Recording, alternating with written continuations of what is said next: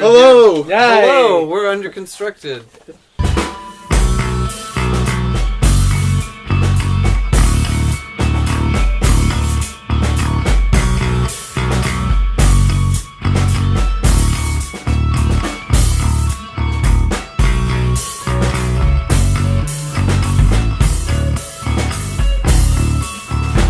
This is like a weekly thing. Yeah. We do this every week. We meet up every week and we have a jam session and we release a new album and a new hour-long video every week. We've only been playing together for 2 months now, Yeah, 2 months, right? which is insane if you think. Which is pretty good. We've released seven albums at this as of right now in 2 months. For the most part, what you're hearing in the album is it's fairly unedited. Like there's a bit sort of like on the beginning and maybe taken off for some reason, but most of it you're hearing just a whole jam. I mean, I think that all of us kind of the reason we do this is because we wanted like an outlet to create music without limitations, basically. Like there's absolutely no rules here.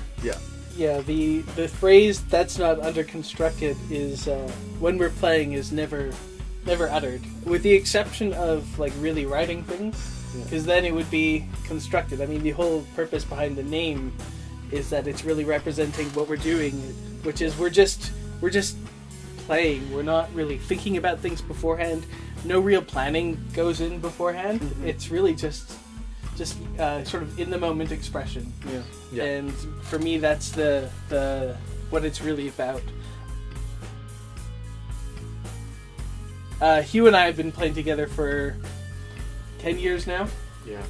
And then Brody sort of came in just a couple of months ago, and Hugh and I have always been looking for somebody to play with that can sort of gel with our style, which is this sort of improvisational and sort of dissonant and experimental style, and sort of we found Brody, and you've obviously like not only have you fit in, but you've really added some new dimensions that have like pushed our playing in a new direction. You know, heavier, for example, like really emphasizing that space can be super fucking heavy. Yeah. Right. Yeah. The idea of like really just experimenting with sound, that music isn't just about, you know, having the right notes and the right chords.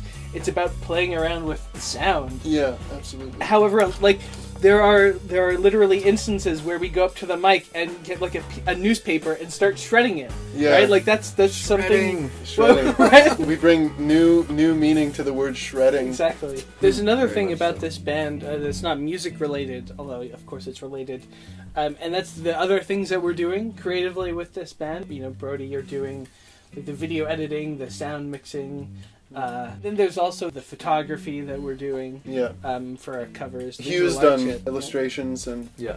Bo takes photos. Yeah. I do photos. Yeah. And I do the graphic design on the covers. Yeah. The whole thing is collaborative. And then the song titles are probably one of the most fun parts. That's like about it. that's like I love that. Titles are great. I love That's so doing much that. fun. that's like the end of the process. After all the editing, the video editing, all the sound mixing, getting everything to sound right. That's like the icing on the cake. It's like, all right, guys, the video's done, It crystallizes it. the audio's does. done. Time to title it and make some like ridiculous titles, you know? But one more thing I wanted to mention was how we all kind of like the raw sound. Like we're not over constructing the mix either. If we'd thought about it, we could say it's a you know, counter to like overproduced pop music that has no content and no like humanity anymore. And that's the opposite. Like we're trying to do the opposite of that. Yeah. Make like passionate, like not polished, not really perfectly planned, just whatever happens. The like two raw dichotomies, mix. or the two like endpoints of the spectrum, are overproduced and underconstructed. Underconstructed. The sound of our recordings is just like a stereo mic in the room, and that's it. And it's like the music in the room, it's being played. So it really like, I mean, kind of my vision for the sound of the thing is to make it sound like you're standing there and listening to us play in the same room. Yeah. I really prefer a band being recorded live because there's something, I don't know, for me there's something that you don't get. There's an energy and a humanity to it. And like all the players are locked in. Yeah. And when you do track by track recording, you don't really get that. I mean, you can simulate it, but you don't. It's not really.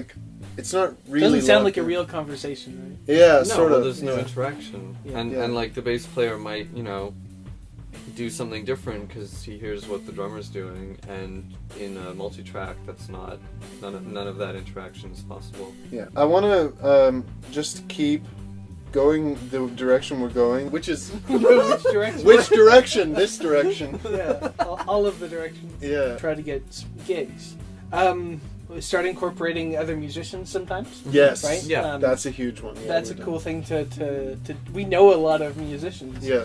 That would give a new dynamic to the sound. We just have to keep going, and we have to keep trying new things. Like, we can't just stop and be like, oh, that sound was good, that's gonna be our sound from now on. I think we'd all just get bored of that, and Yeah. then the project would fizzle out.